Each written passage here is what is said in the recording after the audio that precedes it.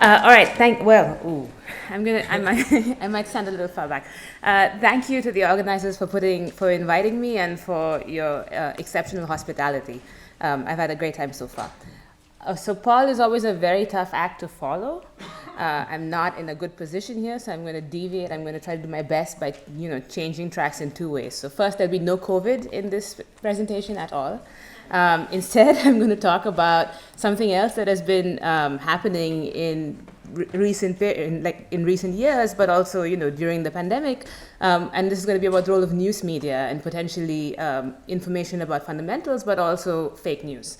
Okay, and the second thing I'm going to do is I'm going to introduce some equations. Okay, so as some motivation, firms participate these days in increasingly complex value chains, and their decisions are going to depend on the economic conditions of their suppliers and their customers.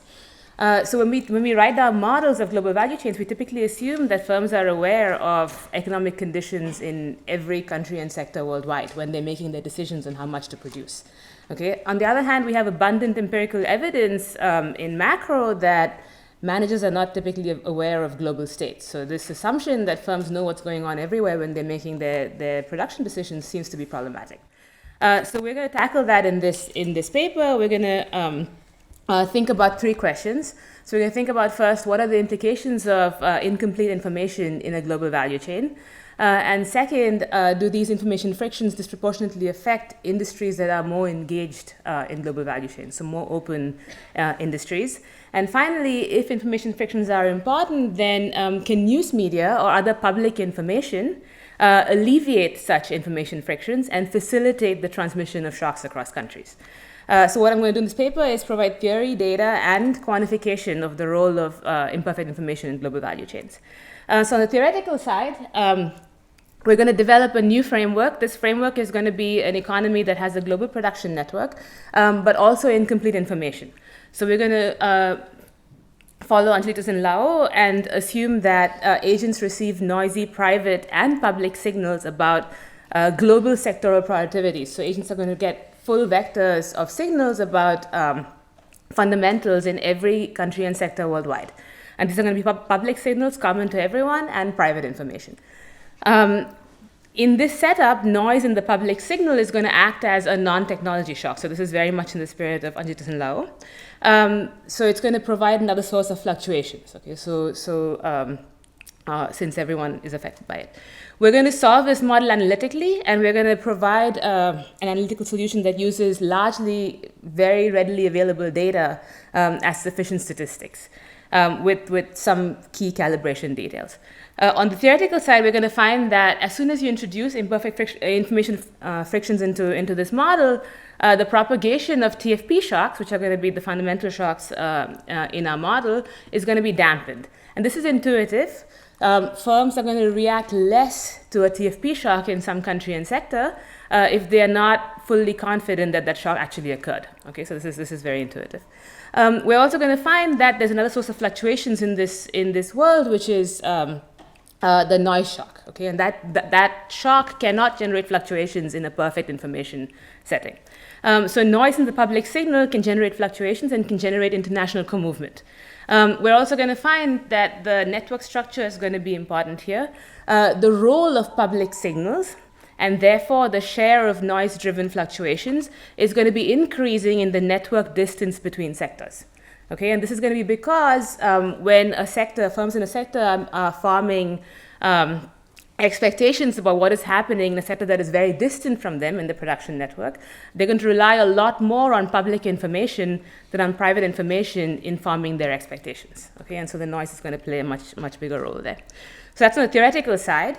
Largely, this model is going to need stuff you can read off of an I/O table to solve, but we need to also have some data to discipline the information frictions that we've introduced in this model. And so on the measurement side, what we're going to do is we're going to put together a new data set.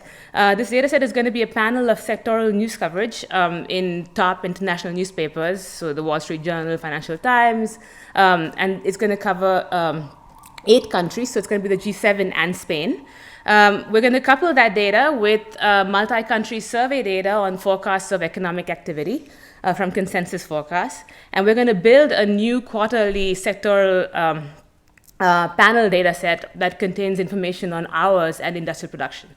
Okay, and so we're going to add all this, we're going to put all this together, and we're going to use this to show a bunch of things in the paper, but which I won't show you today. But most importantly, we're going to use this to show that increases in news coverage are going to decrease the forecast errors of professional forecasters in their forecast of GDP. And they're also going to decrease the dispersion in the forecasts of professional forecasters in their forecast of GDP. Okay, so these regressions are going to be the key observations that we're going to use to calibrate our model, because they're going to be informative about how much the existence of news media or how much the existence of public information disciplines the precision of signals in the public domain. Okay.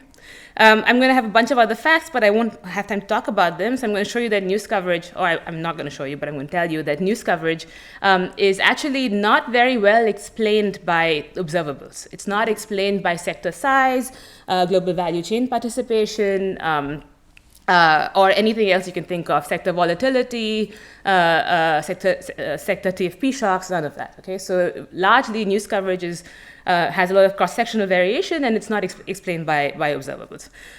We also find that bilateral co-movement between pairs of countries and sectors is going to increase in news coverage, and more so for country sector pairs that trade more. So this is a version of the fairly well-known trade co-movement regression that includes a news interaction and shows that news is actually going to further increase co-movement between connected sectors. And it's going to be also true in our model. Okay, on the quantification side, we're going to calibrate the model with these news forecast error regressions and standard global value chain data. And the model is quantitative. Okay, and so we're going to then try to quantify the role of information frictions. There are two ways you could do this. You could say, I want to match everything that I see in the data and then discipline the role of information frictions in that model. That's one possibility. That's not what we're going to do here. We're going to instead calibrate the model with our microdata and then look at a model in which all shocks are IID and just see in this calibrated model what is the role of information frictions. So we're going to find that information frictions are going to dampen the effects of fundamental shocks. 1/5 of hours fluctuations are going to be driven by noise shocks in our calibrated model.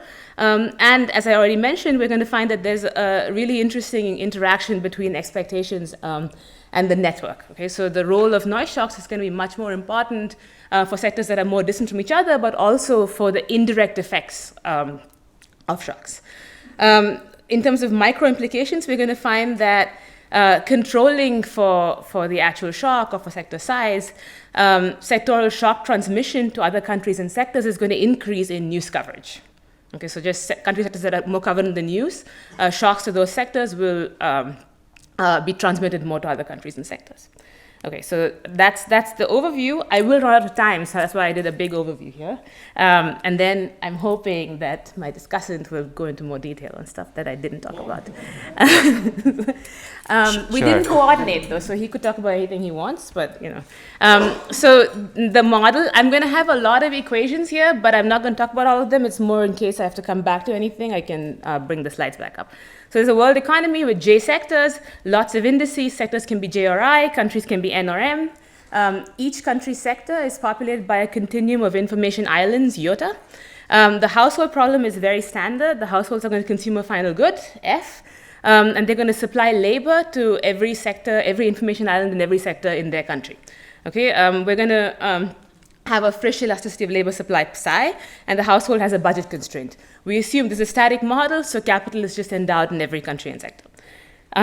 So that part is very standard. The final goods bundle I'm going to assume is Cobb-Douglas, just to keep it simple here. In the paper, we actually have a CES structure. We have no restrictions on needing Cobb-Douglas in this model. Okay, production function is also standard. So again, I'm assuming Cobb-Douglas here for exposition. It's CES in the paper. We can have any elasticity.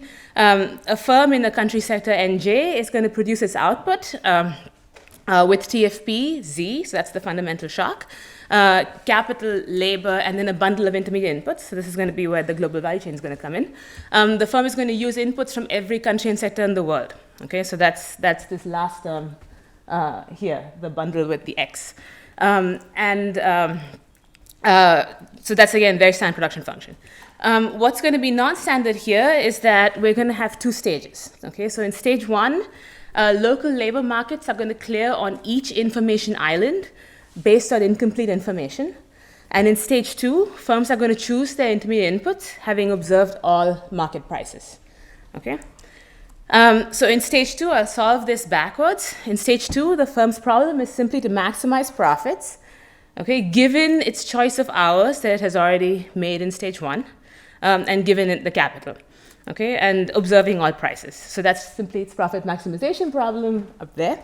We're also going to have trade balance. So we're going to have a goods market clearing condition, which simply requires that in every country and sector, the output that is produced is equal to what is consumed by every country as a final good. So that's the first term in the second equation.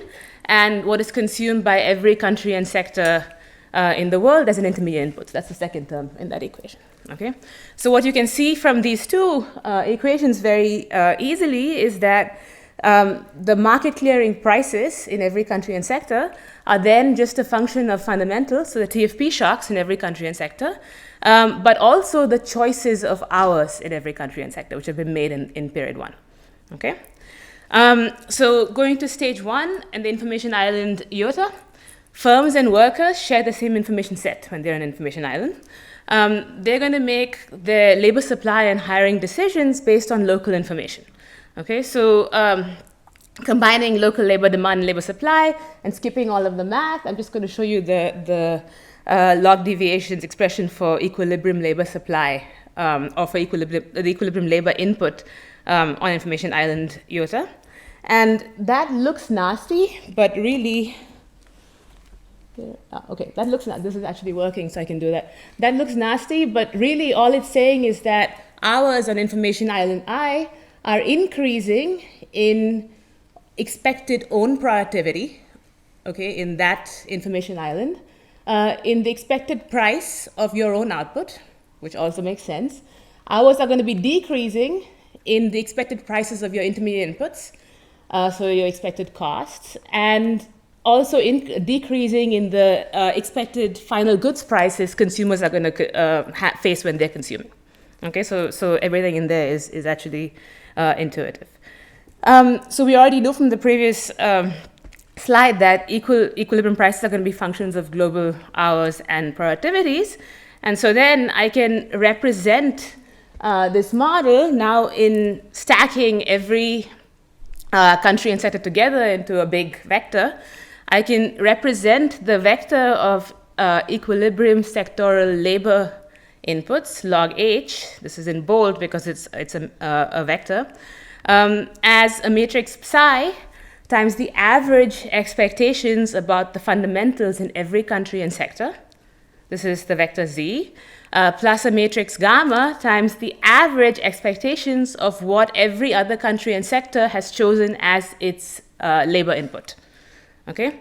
So this is a beauty contest game. This looks a lot like the standard solution to a perfect information network model. Okay, but the difference here is that we have these expectations showing up. So what are the matrices psi and gamma? They don't really matter. The details of what is in them is all either observable from an IO table or standard elasticities we calibrate all the time. Okay, so production function elasticities, fresh labor supply, and so on. They have nothing to do with the information frictions in this model. The matrix psi are the direct effects of shocks. Okay, so it just encapsulates the direct effects of some TFP shock in some country and sector on another country and sector. The matrix gamma captures the GE effects, so it captures the indirect effects. Okay, and then the knowledge of the network, the structure of the production network, is encoded in this matrix M, which is within these. But again, these are all shares and things that you can read off IO tables. Okay, so that's the structure of the model. This would collapse to your standard production network model if I just assume perfect information. Okay, so everybody has the same information. Okay, so now I'm going to give you our information structure. So in each information island iota, agents are going to receive two sets of signals. They're going to receive a private noisy signal about the fundamental shock in every other country and sector. And so that is the first expression on top. And the precision of these private signals are going to be disciplined by the parameter tau. Okay, so now that's going to be one parameter that I have to find a way of calibrating. You'll see that tau is NJMI because it's going to depend on the sector that is receiving the signal and the sector the signal is about. Okay, so this is private. They're also going to receive a vector of information, which is the public news, about fundamentals in other countries and sectors, in all countries and sectors. Okay, so here you see that there's only an MI subscript because there's no receiving dimension. Everybody gets access to these signals. Okay, the precision of these signals are going to be disciplined by the parameters kappa, and the kappa are common, so they're just MI specific. So there's a precision of signals about US financial services. Okay, so that's what's in there. And so the way we're going to calibrate these parameters, which are going to be critical for the role of information frictions in this model, are going to be to link them to news coverage intensity. Okay? And the idea really is just going to be that signals about sectors that are in the news more often are more precise. Okay, so let me show you 2 slides on the model solution and then go to the data. I'm not going to show you the full solution of the model because it gets a little bit nasty, but it's in the paper. But I'll try to show you a little bit just to build some intuition. Okay, so if I think about the response of hours in some sector J in some country N to a TFP shock that's happening in some other country and sector. Okay, so in this model, as you just saw, there's going to be the direct effect, which is based on that country sector forming beliefs about what happened in that shock, and that direct effect is going to be disciplined by the appropriate parameter psi in the psi matrix. And then there's going to be indirect effects, which are going to come from the sector's beliefs about what every other sector believes has happened in the shocked country and sector. Okay, so that's going to be the matrix, the parameters of the matrix gamma, multiplied by the psi's for other sectors, multiplied by these beliefs, okay? When you have this information structure, you can't just apply the law of iterated expectations here, okay? So the higher order beliefs, so the second term up there, is going to start to differ from the first order beliefs, okay? So you're going to have to, so these don't just disappear. So if I write that out, that just implies that the vector of log h is going to be matrix psi times the first order beliefs, so the average beliefs about the shocks, plus gamma psi times the second order beliefs. Okay, so the average beliefs about the average beliefs of the shock, and so on. Okay, so it's going to keep going. And if I look at the part in blue, these are direct effects of shocks. These are going to be dampened by the presence of first order uncertainty about what has actually happened. Okay, relative to what would happen in a standard global value chain. The higher order beliefs, the red component, are going to be dampened by the presence of higher order uncertainty, the fact that you're uncertain about everybody else's uncertainty, okay, about what has happened. I'm going to contrast that to the frictionless solution, so the standard solution to production network model, which is right below, and you can see immediately how these things are dampened, okay? So you might have seen before that it's very common now in these models to solve the models in terms of a Leontief inverse. This complicated model that we've written up here also has a Leontief inverse solution. It's a generalized Leontief inverse solution. I'm not showing it to you, it's in the paper.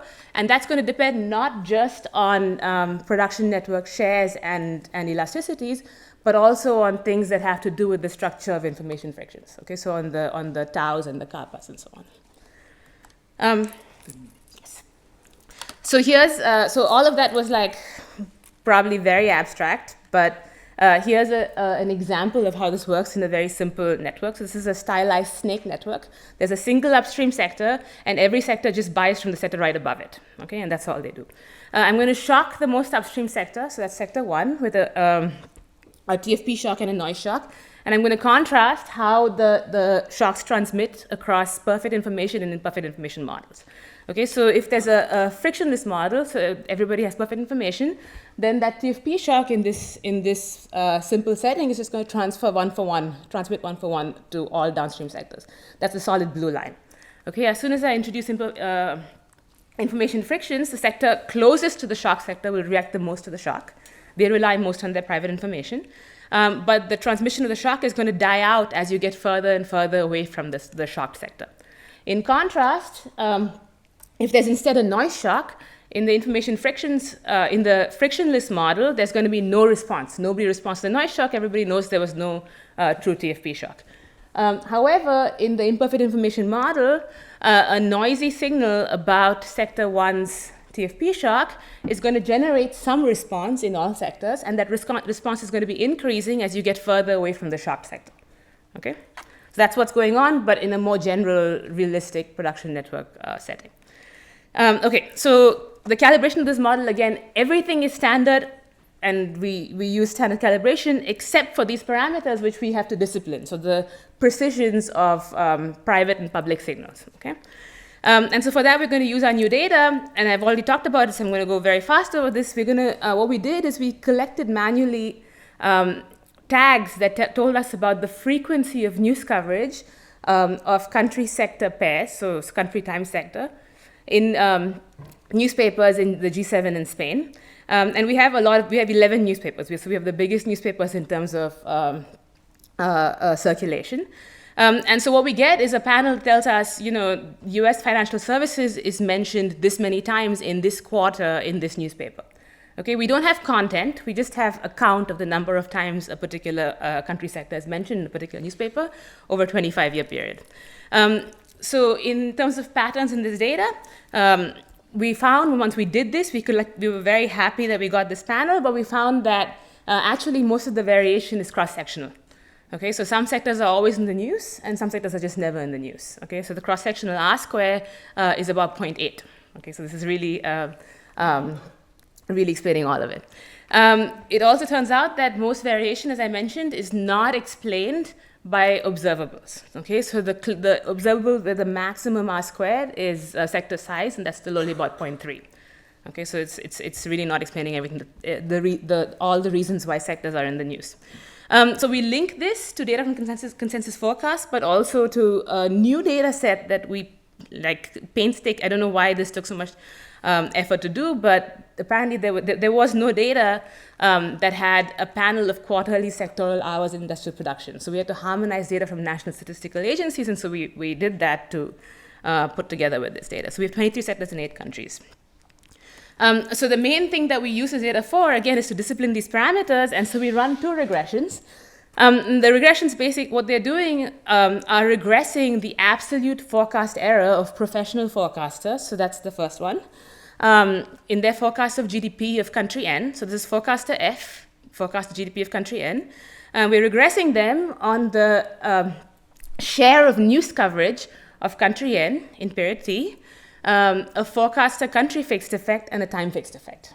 Okay, so here what we're interested in seeing is whether the absolute forecast errors are smaller when you have more news coverage. The second regression is going to be regressing the standard deviation of forecast errors. Okay, so the dispersion in forecast errors, again on the share of news coverage with country and time fixed effects. So it turns out that these regressions actually lead to very interesting results. So a 1 standard deviation increase in news coverage reduces nowcast errors, so current period's GDP forecast nowcast errors, by 0.16 standard deviations. Okay, so economically meaningful. And the dispersion in forecast also shrinks, forecast error shrinks by 0.24. Standard deviations. Okay, so there's quite big effects. We have a lot of talk about causality. We're not claiming these are causal. We don't need them to be causal for the calibration. But one thing we can do to rule out that what is actually happening is there's some fundamental shock, and agents see it themselves, and they're not reacting to the news, but they're reacting to the shock itself. Is we can first regress news coverage on a nonlinear function of productivity. Okay, measure productivity, and take the residuals. Okay, and we use the residuals in the second 2 columns, and we find that it barely changes the results. Okay, so changes in news coverage that have nothing to do with productivity shocks still induce the same change in forecasts.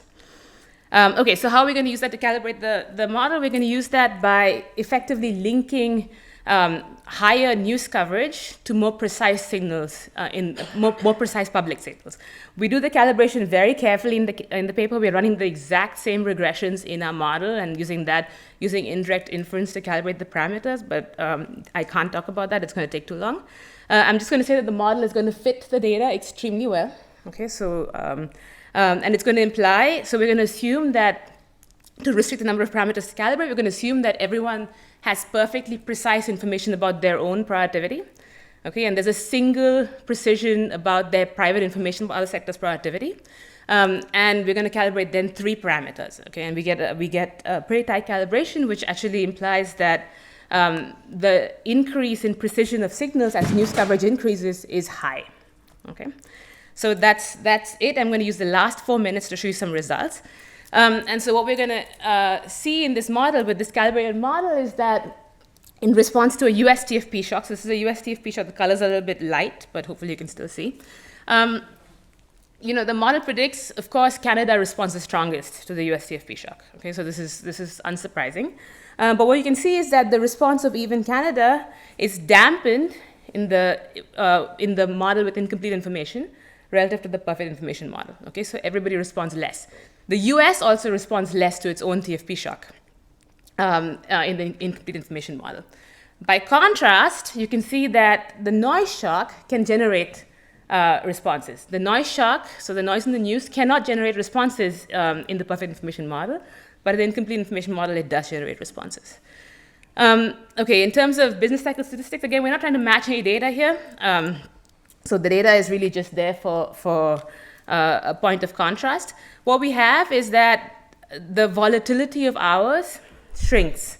Okay, so there's less volatility of hours in the imperfect information model relative to perfect information. It turns out, though, now in this model, noise shocks can generate correlation in hours across countries, okay, and the TFP shocks can as well. And what I have in red there is just to show you that while the baseline model doesn't match the correlation in hours growth across countries, it turns out that introducing even a really minuscule correlation in the noise shocks, which is a good thing because we can't solve the model with more correlated noise shocks, introducing a very minuscule correlation in the noise shocks actually is sufficient to generate co-movement that looks like the data because of the amplifying effects through the production network. Okay. Okay, so this is just one slide, again, highlighting what I mentioned at the very beginning that shows you can't see, I think, the light bars, or maybe you can see them there, but not on my screen, that the role of noise shocks in the indirect effects is much larger than the direct effects. Okay, so again, this is happening because of the production network and because of the interaction of the production network with imperfect information. And finally, what I have here is another result showing you contrasting the perfect information and the incomplete information model, which just shows you that in the incomplete information model, the average elasticity of the response of some other country and sector to a shock in an origin country and sector is increasing in that sector's news coverage. Okay, that's not true in the perfect information setting. Okay, so it's just saying that a shock to US financial services, which is the most covered sector in all newspapers, basically, is going to transmit more than it would if it was not so much in the news. Okay. Finally, I mean, and I have one more minute, so I might as well just throw results at you and see what sticks. I don't know. So this is the trade co-movement relationship in the theory. Okay, so I'm not going to show it to you in the data. It's in the paper. We find very strong evidence of a trade co-movement news interaction. Okay, so country sector pairs that trade more co-move even more when they are more covered in the news. Okay, so there's like a very strong positive triple interaction. It turns out this is also true in our model. We can run this perfect experiment in the model where we simply just increase news coverage for a pair of country and sectors and look at the co-movement. Okay, and so we see exactly, I'm ranking them here by their trade intensity percentiles, that country sector pairs that trade the most experience the largest increase in co-movement. Okay, so let me skip that and conclude. So we're doing this paper, and I was very fast, so I'm happy to answer questions after that because I really, it's a very different framework. We're introducing information frictions into global value chains, so it's very non-standard. And what we found is that these actually dampen the transmission of fundamental shocks. But they provide a role for other shocks. They provide a role for noise shocks to also have real effects. Okay? And we find that actually the network structure is very important here because the role of these noise shocks and the higher order expectations are going to matter much more because of this network structure. Okay? And so we disciplined the model with this new data set and found that actually there's a significant role for noise-driven fluctuations as well in our quantitative analysis. But I'll stop there and then I can take questions after. Okay, thank you. Thank you, Nytia. Alejandro.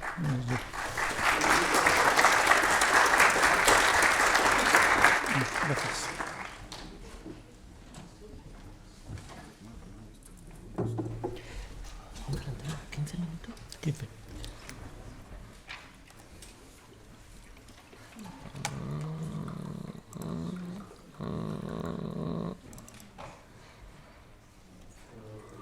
Control L. Perfect. Good afternoon. First of all, thank you very much to Juanfran and the rest of the organizers of the conference for the invitation. It's a pleasure to be back at the Bank of Spain. And thanks for giving me the chance to discuss this paper. Since two of my favorite trade economists, one of them has become an astrologist, and the other one has become a historian / political scientist. I hope it's okay that in order to evaluate the paper, I turn Marxist for a short while. The paper explores the role of information frictions in the context of in the international transmission of Mizen cycles. And I insist, if you are a true believer or a firm believer in the labor theory of value, this paper should be worth a lot for you. It has model, the link, data collection, estimation, indirect inference, simulation, you name it. Nytia actually gave you guys a break. There's much more in the paper.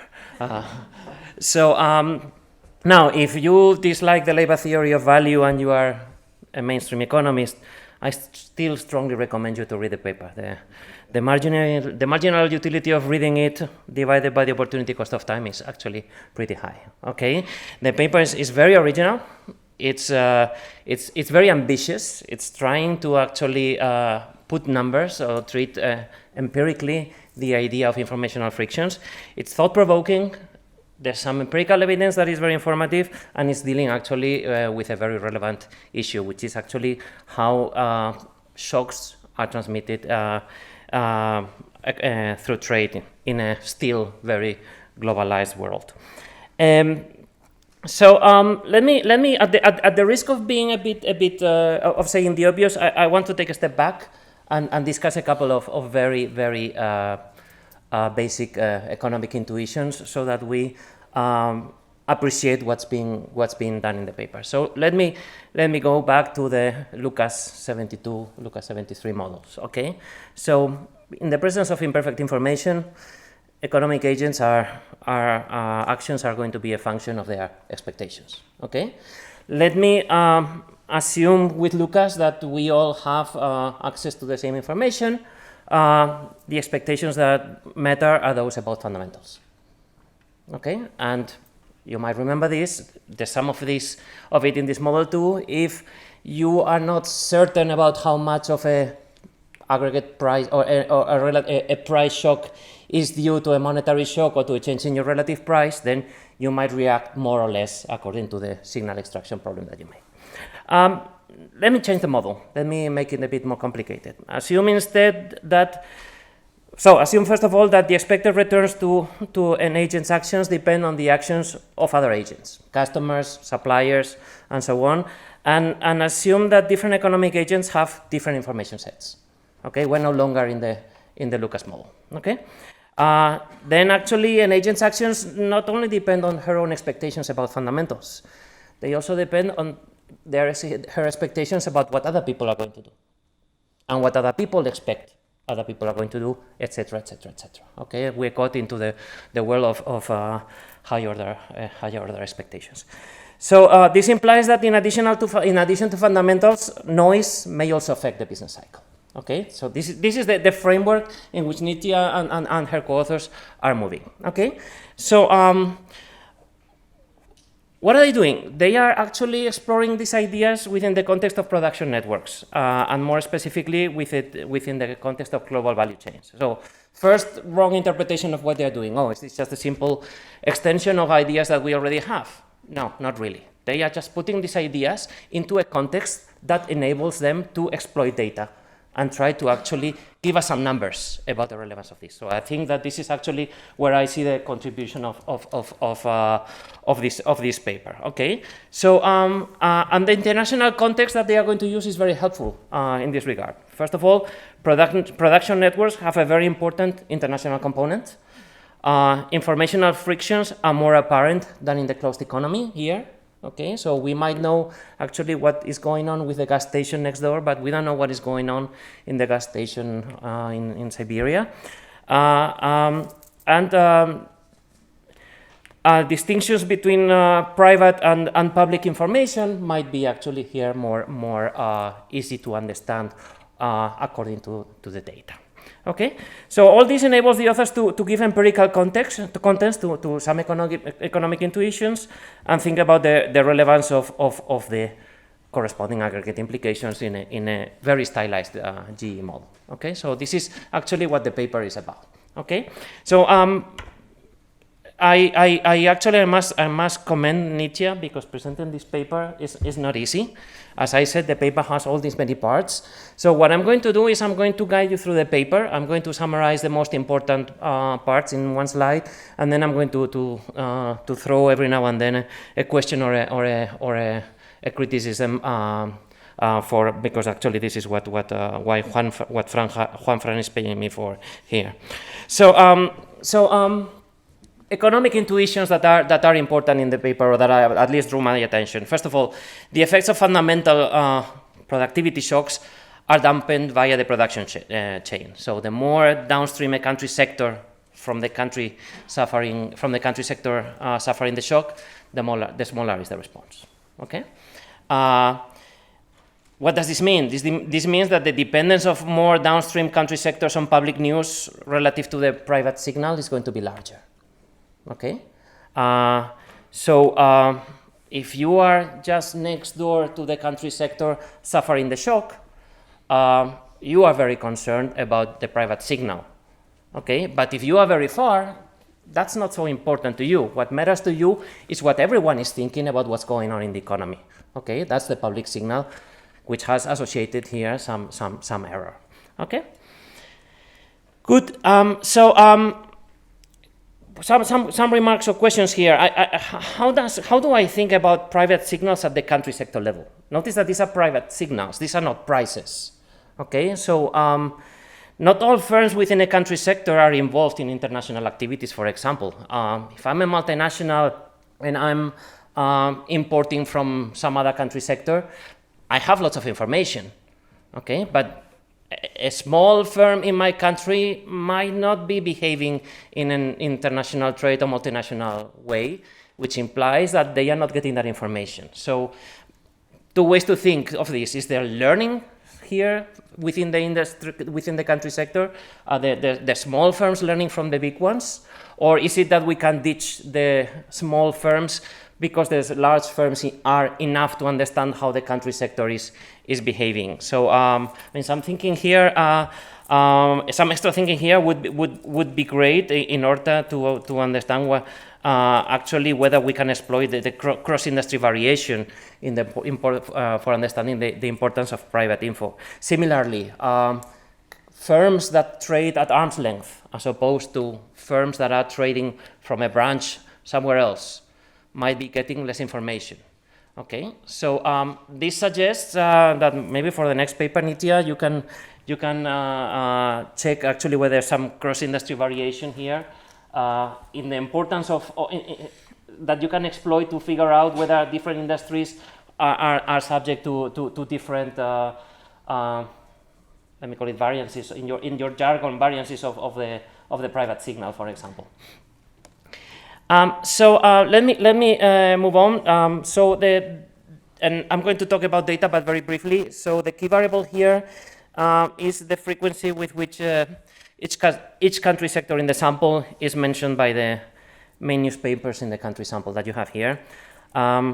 Some results. First of all, news coverage is heterogeneous and positively, but Nytia told us this before, but weakly correlated to sector size or participation in a global value chain.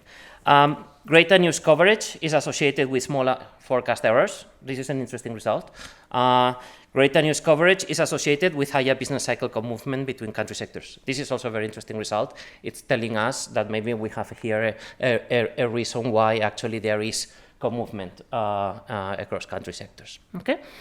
Now, I should say that the authors have, Nytia and her co-authors are very open about this. These are correlations. There's no causality here. Okay, so there's no identification. They are just throwing at us some very suggestive correlations. So news contents is not analyzed in this data for a good reason. Okay, so that would imply, I don't know, a much higher value in my Marxist view of value. Okay, so they are just looking at how many times actually a country sector is mentioned in the news. Okay, now if I think of news, sometimes news is informative. Okay, but other times it can be a source of uncertainty. I mean, remember what happened when we learned about September 11th? That was news. Uncertainty shot up. Okay, so the fact that greater news coverage is associated with smaller forecast errors suggests actually that my concern here is not important. That actually it seems that that the data suggests that when we see lots of news, it's actually this is really informative. Okay. Now one thing that still bothers me is the autocorrelation of news. Okay, I mean, whenever there's something happens, we learn about this from the press today, and we hear about it tomorrow and the day after, or 3 months down the road. So, is this really news? And how can this pollute the empirical evidence that we are being reported? I don't know, hard to tell. But it would be interesting actually if you could check the autocorrelation somehow of this news. I have one question here, which is why generalist newspapers? Perhaps it's a matter of access to data or something like that. I was wondering whether firms, industries whether they actually look at more specialized info also, if available. There's Bloomberg, Reuters, all these guys. So and obviously El País, which is in the sample discussed in the paper, informs about certain country sectors. I'm sure that Bloomberg informs about many more. So that perhaps would change a little bit the results, but who knows. 2 minutes, I'm almost done. Nytia mentioned that they use those correlations to discipline the parameter values in their model. Let me just briefly mention the counterfactuals, which are actually quite nice, I think. So first of all, the world economy is less reactive to productivity shocks in the presence of informational frictions. Again, this goes back to my comparison with the Lucas model. In the Lucas model, we also have that. Okay. The impact of greater news coverage on shock transmissions is stronger when a pair of country sectors is more closely connected with each other through trade. This is actually a beautiful exercise. So they take a country sector pair, and they change the news coverage artificially in the model, and then they see how this feeds into the model. It's a very, very clean exercise. Finally, the importance of noise shocks is increasing in the measured remoteness of a country sector. Notice that this comes from the model, but this is actually what we were observing in the empirical evidence that was being mentioned before. This is my last slide. So one complaint, because I have to complain here as a discussion, the paper is silent about welfare and policy implications. So and this is actually it's a paper actually in which I mean, my hunch is that the best that can happen, the first best is that if there's no shocks, that everyone works or that everyone works the hours that they should work in the frictionless setup.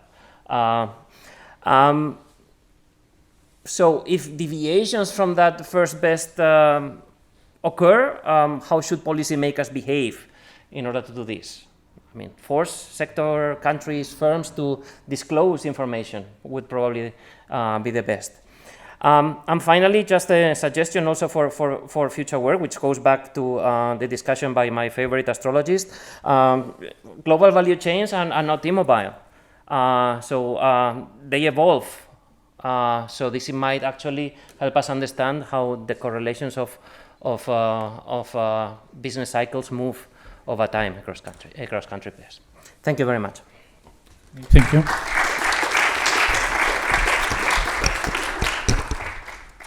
Nytia, if you don't mind, we collect questions and then you read. Okay. Álvaro, Eva, and thank you very much. Nytia, very interesting paper. A couple of questions. The first is that the possibility of some bias in the sample. You have the 11 Factiva papers, mainly the most global ones. So maybe that doesn't mean that the people is not communicating about some specific sectors in the local countries. So my recommendation is to use local newspapers, because especially in this paper, which is a sectorial one. I mean, you will read in Factiva in Wall Street Journal only the global shocks, and the one related to the most relevant sectors, and this could be affected to their correlations of the intensity of the sectors. The second, it is more about the possibility of how the information is transmitted, and there is a possibility. You mentioned the information business cycle correlation, the possibility of jumps. This is especially in the countries in which the information is controlled. You never heard about the problem, but the day that you heard about it, then the possibility that the jump in the business cycle, it is much higher and risky than the normal one. Thank you.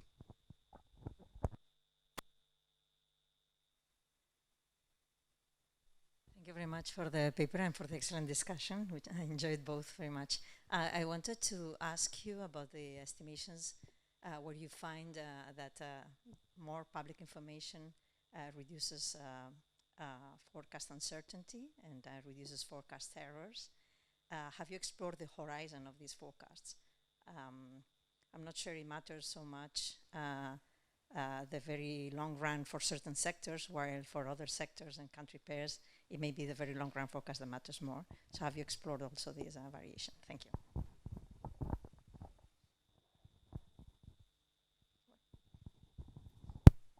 Hi, thank you, Nytia, for the nice presentation. So I thought it was very nice because it spoke to what Paul was saying before on sunk costs in networks. Basically that in your model, whenever there is a shock, that leads to underreaction, right, compared to the full information benchmark.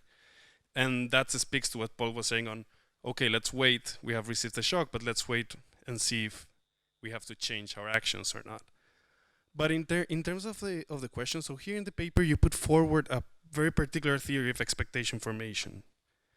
And I was wondering if you have tested alternative theories of belief formation, because you seem to have data on like micro data. You could test, for example, for potential irrationality at the individual level in these beliefs, and that's all. I have. Yeah. Thanks for the presentation. I think it's a super interesting paper.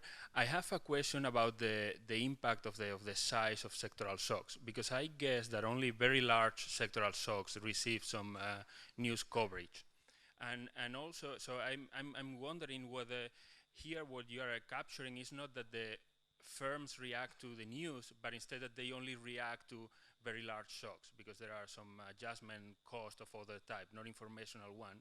So I don't know if you have explored some sort of non-linearities and so on. Thank you.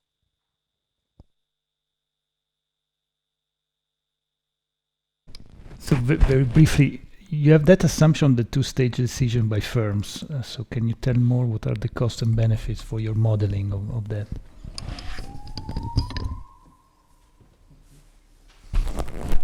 So I like the paper very much. I just wanted to echo something that Alejandro was saying, because I was thinking about similar things. You know, at the end of the day, many of the sectors have a small number of firms, and Gianmarco's written a lot about this, that dominate those sectors, especially when you think about global value chains. These are very sophisticated companies, so they probably, how they form beliefs or how they acquire information is going to be quite related to their size. So one way to go through that is to look at industrial concentration and whether it has any predictive power. For a different paper, it might be interesting to look at least for U.S. companies, their financial disclosures around earnings time. They often, I mean, there's this work by Tariq Hassan, who's been sort of pulling out data from those disclosures. So that might be interesting to kind of get a sense of what they know and how they learn from other sectors. Anyone else? Well, if not, maybe I can also ask a question, a very speculative one. It seems to me that there is another approach at putting all this evidence together and so on, which is rational inattention. The fact that you have more or less media coverage, the way in which shock is transmitted, conditional on media coverage, will depend on the incentives of firms to pay attention to what is going on. So it seems to me that a very interesting exercise will be how to package all these ideas and empirical data with the approach of rational inattention. Now you have 8 minutes. Beautiful. So 3 pages. I'm going to try. I'll try to talk faster than I talked during the presentation. So first, thank you very much for the discussion. You said many things clearer than I did, so I appreciate that. I'm going to start directly with the question that you had and Paul had. So recall that within a sector, we have, and this is really about the private information. So within a sector, we have different information islands, and the signals that islands receive vary, right? So you could think of some types of firms being grouped. The actual signal itself varies across information islands. There could be an information island of very large firms and one of very small firms. The assumption we are making is that the precision of the signals is the same for all firms within. So that's the one that you're asking about, and I agree we could potentially do a better job of calibrating it. We are being conservative in assuming that firms know very well everything that's going on in their sector. So I didn't talk much about this, but we're really assuming that tau nj and j is infinity, so you're perfectly well aware of what's going on in your own sector, and you could think that's reasonable based on industry press or people just talking to each other. That is not something that everybody knows about. What we have less detail on, and potentially these are interesting angles to think about for calibration, is how precise is your information about another sector. And that's exactly where this multinational angle could come in, that you know more about sectors that you own firms in, for instance. Okay, so that's very interesting. That's something that we're going to look into. I actually talked with Tariq about trying to use some of these analyst call data to see if we can do something on that front, but we haven't done it yet. So but I agree that would be very interesting to do. In terms of the news being informative, yes, what we are finding is that the news is informative, but about the autocorrelation, so the cross-sectional R-square is 0.8. So basically, it's extremely highly autocorrelated. So some sectors are always in the news, and other sectors are not. This is also linked to a question that came from the audience about, whether there is this was about volatility. Oh yeah, whether the news coverage is happening really when a sector has a large shock. Okay, so there's some of this variation that is happening, but most of the variation is cross-sectional. So there's very little. The variation is not really happening just because sector has a large shock. Okay? And we have done some nonlinear analysis where we split our forecast error regressions into cases where there were very large shocks and not very large shocks, and we found very similar results. So that does not seem to be what is driving anything that we saw. In terms of in terms of the sample of countries and whether there are problems with the sample that we have, this came up twice. So yes, in some sense, the sample of countries and newspapers is really governed by what we could get sufficient coverage for from Factiva, and how fast my RAs can gather the data, because all of this is manual. So it took 2 years for them to put together this data set, and they're still working on it. But we've actually switched tactics, and now what we're doing is collecting the same type of information, but on individual companies. So the idea is to see whether the news coverage about specific companies changes things within a sector. So they are doing that now. But we're still working within the same newspaper sample, because this is the newspaper sample for which we have the longest time series in Factiva. We do have the Wall Street Journal, okay? And I did not mention this, that in every newspaper, we're not looking at all news, we're looking purely at the economic news portion of these papers. Okay, so this is really within the economic news coverage of each of these newspapers, and there is substantial correlation across these newspapers in which sectors show up. Okay, so we have more on this in the paper. There's always reporting about your own country, but then when you think about what foreign news gets reported, the US is in every country's newspaper. Japan is not in very many countries' newspapers. Okay, so that's kind of what we see. If we had more newspapers that we could access, we would be able to do the same exercise. We just don't have them for the time series. In terms of policy and welfare, we haven't tackled that. So yes, if you make news signals infinitely precise, you get back to the perfect information setting. So that's one thing that would happen. So if that's the first best, you can get back to that way. But you would have to make the news signals infinitely precise. Okay, you would eliminate the role for noise shocks. In terms of how co-movement evolves, because the global value chains are not the same over time, I thank you for that question, because that's a different paper I'm writing, which is on the NBR trade program tomorrow, which I'm not going to because we're here, and I'm actually happier to be here than there, so this is great. So basically what we're doing, this goes back to what Paul was talking about, which is that over the last 40 years, the services shares in economies have been going up. There's been structural transformation. That changes the structure of production networks, and that actually has a big effect on co-movement. Okay, so if the types of shocks that hit manufacturing and services are different, that can lead to different implications for co-movement, for instance. So that's a different paper. I didn't present it, so I won't talk more about it, but it's on my website if anybody's interested. Okay, I think I addressed many of them, but now I'm going to go to forecast horizon. So forecast horizon, we look at nowcasts, because that in our regression, we think is the cleanest exercise. So when you think about longer horizon regressions, what will happen is it's unclear whether the news coverage today is linked to the change in the forecast about GDP 10 years from now, as opposed to something else that is happening in that period. So it's the cleanest exercise to us was really, there's news coverage today, and how does that affect the forecast of current GDP? So how is that changing your forecast of current GDP relative to yesterday? So we try to isolate really the effect of the news coverage.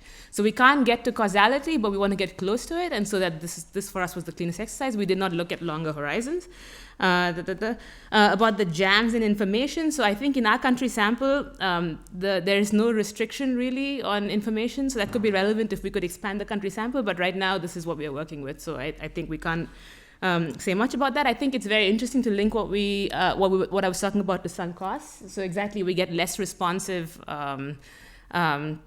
Less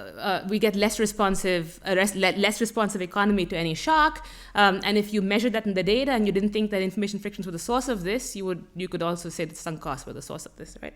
And have we explored alternative theories of belief formations and rational attention? Yes, not in the data. We did the same model with a form of rational attention. So we assume that you only pay attention to what's going on in your top 5 customers, top 5 suppliers. Analytically, we get not two different results. They're not as clean. And we found that it was easier to use this structure that we had to directly calibrate the precision parameters given our forecasted regression. So that's why we went with this in the end. But we have explored that. So we have most of the theory worked out. We just don't have it in the paper. About why we did the 2 stages the way we did. The advantage of having intermediate inputs chosen in the second stage is that we don't have to keep track of profits. If I say that you're going to choose both labor and intermediate inputs in the first stage, that's fine, I can do that. But then the second stage, there'll be profits or losses, and I'm going to have an additional term that I have to carry around in all the solution.